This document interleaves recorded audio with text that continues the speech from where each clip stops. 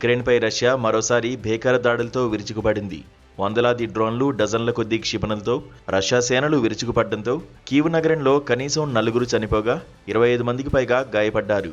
ఈ దాడిలో ఉక్రెయిన్లోని కీలక మౌలిక సదుపాయాలతో పాటు ఖతార్ రాయబార కార్యాలయం కూడా దెబ్బతిన్నట్లు అధ్యక్షుడు జెలెన్స్కీ ధృవీకరించారు. రష్యా అధ్యక్షుడు పుతిన్ నివాసంపై ఉక్రెయిన్ దాడి చేసిందన్న ఆరోపణలకు ప్రతీకారంగానే ఈ దాడులు చేసినట్లు రష్యా రక్షణ శాఖ ప్రకటించింది. అయితే అమెరికా అధ్యక్షుడు ట్రంప్, ఉక్రెయిన్ వర్గాలు ఈ ఆరోపణలను పూర్తిగా ఖండించాయి.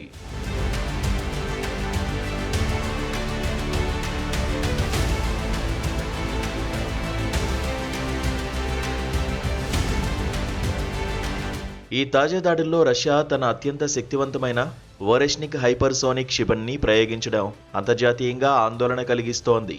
శబ్ద వేగం కంటే 10 రెట్లు వేగంతో గంటకు సుమారు 13,000 కిలోమీటర్లు ప్రయాణించే ఈ క్షిపణిని అడ్డుకోవడం ప్రస్తుతానికి ఏ ఎయిర్ డిఫెన్స్ సిస్టమ్ వల్ల సాధ్యం కాదని రష్యా పేర్కొంటోంది. కేవలం 7 నిమిషాల్లో 1500 కిలోమీటర్ల దూరాన్ని అధిగమించి ఎల్వివ్ నగరంపై ఇది దాడి చేసింది. పోలాండ్ సరిహద్దుకు సమీపంలో ఈ ప్రయోగాలు జరగడం నాటో దేశాలకు హెచ్చరికగా మారింది. శీతాకాలం తీవ్రత ఎక్కువగా ఉన్న తరుణంలో మంచుతో గడ్డకట్టిన రహదారుల వల్ల ఉక్రెయిన్ రవాణా వ్యవస్థ ఇబ్బందుల్లో ఉన్న సమయాన్ని చూసి రష్యా ఈ భారీ దాడికి పాల్పడింది. సుమారు 13 బాలిస్టిక్ క్షిపణులు, 22 క్రూయిజ్ క్షిపణులు, 242 డ్రోన్లను రష్యా ఏకకాలంలో ప్రయోగించిందని జెలెన్స్కీ తెలిపారు.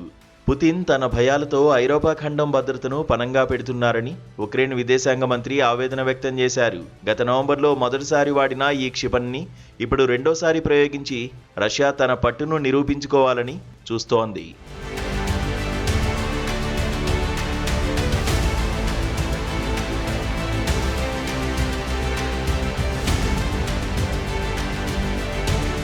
వోరెష్నిక్ క్షిపణి ప్రయోగం యుద్ధాన్ని మరో ప్రమాదకర స్థాయికి తీసుకువెళ్లిందని యూరోపియన్ యూనియన్ దౌత్యవేత్తలు హెచ్చరిస్తున్నారు.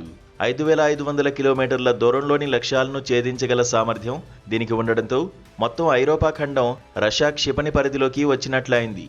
రెండో ప్రపంచ యుద్ధం తర్వాత ఐరోపాలో జరుగుతున్న అత్యంత ఘోరమైన ఈ పోరులో దౌత్యపరమైన చర్చలు జరుగుతున్నప్పటికీ క్షేత్రస్థాయిలో దాడులు ఆగకపోవడం ప్రపంచ దేశాలను ఆందోళనకు గురిచేస్తోంది. యుద్ధం ముగుస్తుందని ఆశిస్తున్న తరుణంలో రష్యా ప్రదర్శిస్తున్న ఈ హైపర్సోనిక్ అస్త్రం శాంతి చర్చలకు పెద్ద సవాల్గా మారింది.